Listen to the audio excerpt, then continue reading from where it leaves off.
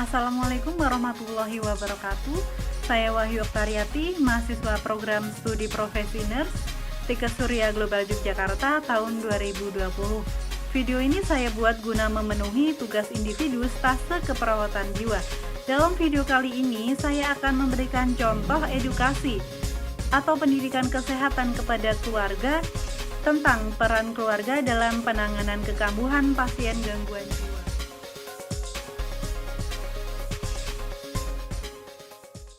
Selamat siang, Mbak. Siang, Mbak.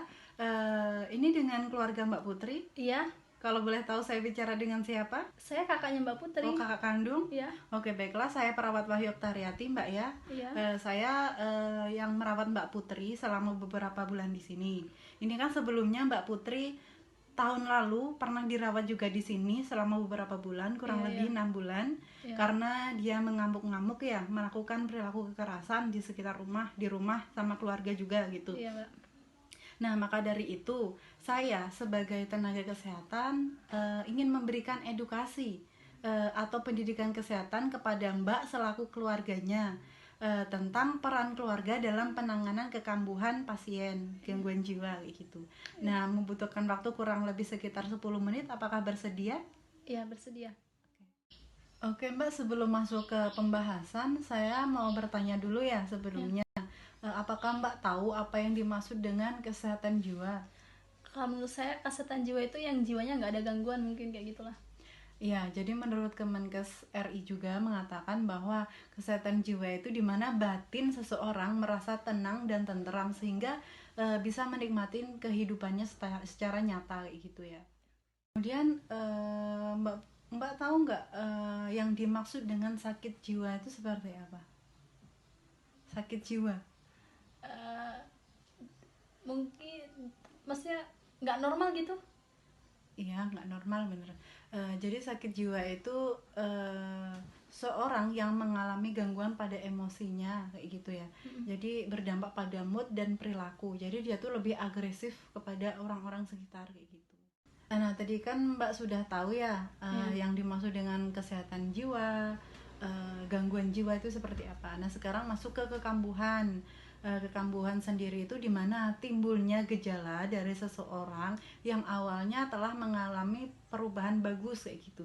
Jadi seperti adiknya Mbak tadi si Mbak Putri tersebut yang awalnya dia sakit sudah sembuh, bukan sembuh sih, sudah mengalami perubahan yang bagus, tapi dia kambuh lagi karena beberapa faktor kayak gitu. Nah, selanjutnya di sini gejala-gejala yang timbul. Mbak kemarin waktu di rumah memperhatikan nggak gejala-gejala yang timbul dari Mbak Putri sebelum dibawa ke rumah sakit ya?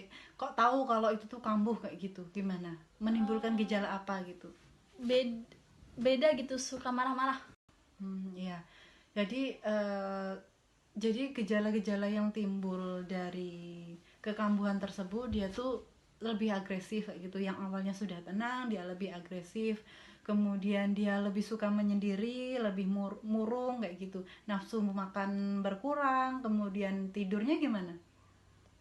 Nggak tahu Berkurang. soalnya, nggak tahu.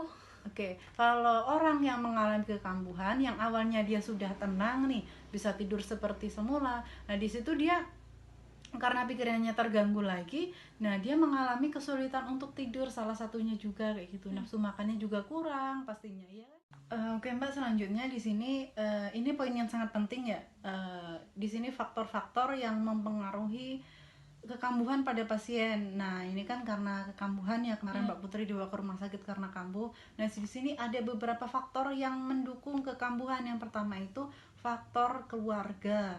Yang kedua ada pelayanan kesehatan, yang ketiga obat-obatan, kemudian yang ketiga itu faktor lingkungan masyarakat. Nah, yang pertama faktor keluarga. Kenapa faktor keluarga itu mempengaruhi kekambuhan pada pasien?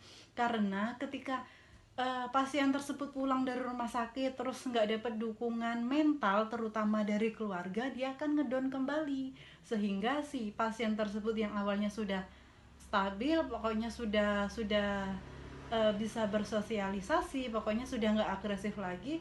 Ketika keluarga tidak memberikan dukungan terutama mental, dia akan ngedon lagi kayak gitu. Terus yang kedua itu pelayanan kesehatan. Jadi apakah ada pelayanan kesehatan yang memadai di lingkungan? Tapi alhamdulillahnya dekat ya dengan rumah Iya. sakit. Terus yang ketiga itu faktor obat-obatan kayak gitu ya. Itu juga menjadi salah satu faktor untuk pasien tersebut mengalami kekambuhan kayak gitu.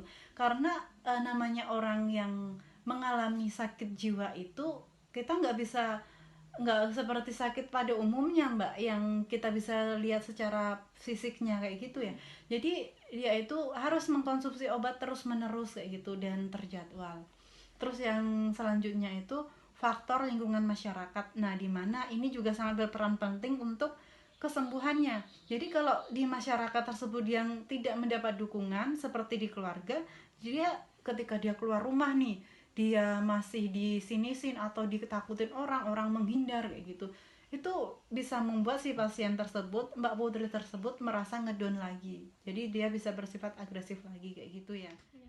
Jadi dari beberapa poin yang telah saya sebutkan tadi, bahwa keluarga itu memiliki peran yang sangat penting banget ya Mbak ya untuk mendukung penyembuhan pada pasien. Nah di sini keluarga itu bisa menjadi apa sih faktor penyaring dari timbulnya gejala. Jadi yang awal tahu gejala kekambuhan itu ada pada keluarga, karena yang sering bersama pasien itu keluarga. Jadi keluarga itu harus lebih jeli kayak gitu ya. Seperti poin-poin yang saya sebutkan tadi kan, tanda gejalanya masih ingat kan? Susah makan, suka menyendiri, susah tidur itu. Iya, itu salah satunya juga. Jadi itu beberapa tanda gejalanya harus diperhatikan lagi kalau pulang. Tapi kalau bisa jangan sampai kembali lagi ke rumah sakit untuk dilakukan rawat inap. Jadi untuk obatnya juga harus rutin sesuai dengan anjuran. Terus kemudian keluarga menjadi salah satu faktor pendukung yang utama. Kemudian masyarakat juga nanti bisa disosialisasikan kayak gitu ya. Sudah jelas ya Mbak? Alhamdulillah sudah jelas. Kalau gitu Mbak boleh meninggalkan ruangan dan kembali ke rumah bersama Mbak Putri. Oh iya, kalau gitu saya permisi dulu ya Mbak. Ya, Selamat siang. siap.